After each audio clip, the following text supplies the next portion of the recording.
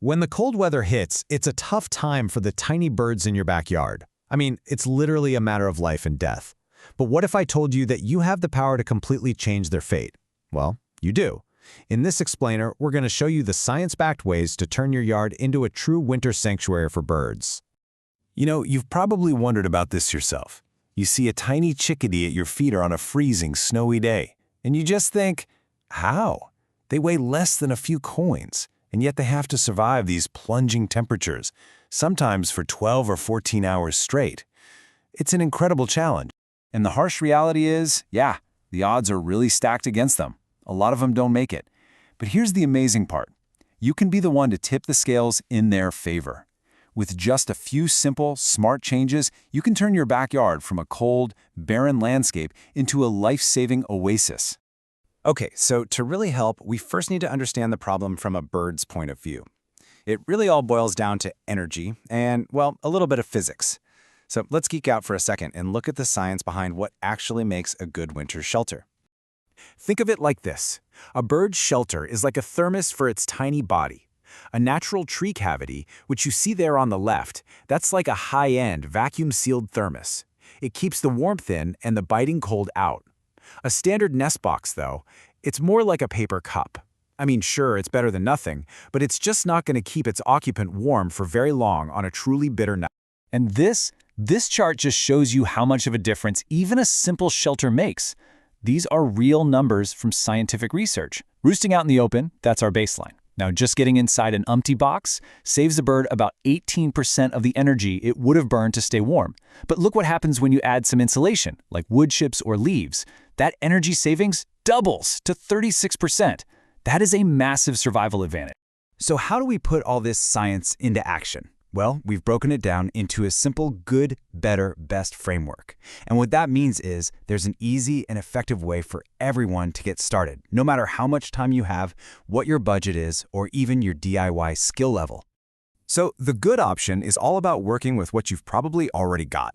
If you have a summer nest box, you can get it winter ready in just a few minutes. First, block up those drafty ventilation holes. Then add a nice thick layer of natural bedding on the floor. Pop in some small twigs for purchase, and here's a little pro tip.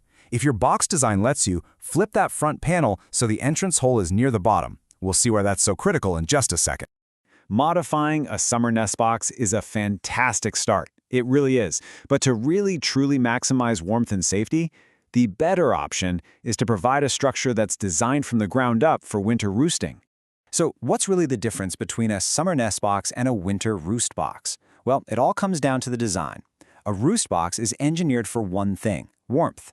You'll notice the entrance hole is at the bottom. That's because heat rises, and this traps it inside. The interior has multiple perches to pack in a whole flock of birds huddling together for shared warmth. It's a totally different design for a totally different and much more critical purpose. Now, where you put this box is every bit as important as how it's built.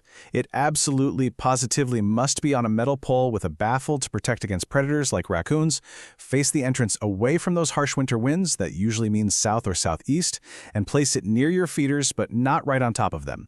And that 1.5-inch hole, that is the perfect size to welcome in chickadees and bluebirds while keeping out bigger, more aggressive birds like starlings. Okay, ready for the best option? You might actually be surprised by this one. It requires zero carpentry skills, and it's pretty much free. A well-built brush pile is a wildlife superstructure. You start with a foundation of big logs to create little tunnels. Then you stack smaller branches in a crisscross pattern, making it dense and stable. And for the final touch, you top it off with evergreen branches. When snow falls on this, it creates these perfectly insulated pockets inside that are as warm and snug as an igloo. The other best solution, and this is the ultimate long-term investment, is planting native evergreens. These are living shelters, and they are superior to any man-made box you could ever build. Trees like cedars and hollies, they provide not just dense cover from wind and snow, but they also have a built-in food source with their berries. And spruces and pines create these deep, protected spaces within their branches that are just critical during the absolute worst weather. Still not convinced? Check out this number. A study found that juncos who roost inside evergreen trees save a whopping 10% of their energy every single night. Now, 10% might not sound like a lot to us, but for a tiny bird, that's the equivalent of getting an extra hour and a half of foraging time the next day. In the dead of winter, that is literally the difference between life and death. Of course, even when we have the best intentions, things can sometimes go wrong. It's just as important to know what not to do. So let's quickly go over the most common mistakes that can actually undermine all of your hard work. This quote from a bluebird expert is, well, it's chilling, but it really gets to the heart of the matter. Losing a summer nest to a predator is tragic for sure, but losing a winter roost box, which could be filled with a dozen or more birds, to a predator, that's a catastrophe for the entire local population. And this just underscores why predator protection has to be your #1 priority. Okay, the first mistake is actually being too tidy.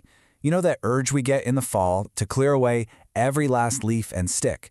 Well, that actually removes the natural, ground-level shelters that birds like sparrows and juncos are desperately searching for.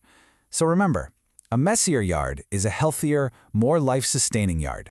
Look, we just can't say this enough. Ignoring predators is the single biggest mistake you can make. Putting a roost box on a tree or a wooden fence post is basically like putting out a neon welcome sign for raccoons and cats. So please always use a baffled metal pole. It is absolutely non-negotiable. And finally, don't wait until the first big blizzard to put your shelters out. Birds need time to scout their territory and discover these safe spots before an emergency hits. Getting your shelter set up in the fall, by October or early November, gives them plenty of time to add your yard to their mental map of safe places to go. All right, we have covered a lot of ground. So let's pull all of this together into a super clear, final action plan that you can use to make a real, tangible difference this winter. Here it is, your 3-step plan. It's simple. First, modify what you already have. Winterize that nest box for an immediate win. Second, build or buy a proper roost box for a much better, dedicated shelter. And third, plant for the future. Add native evergreens and create a brush pile to build a permanent life-saving sanctuary for years to come. So, at the end of the day, the science is clear and the methods are proven. Your backyard can just be an empty space during the cold months, or it can be an active, thriving sanctuary that actually saves lives. The only question left is, what are you going to create this winter?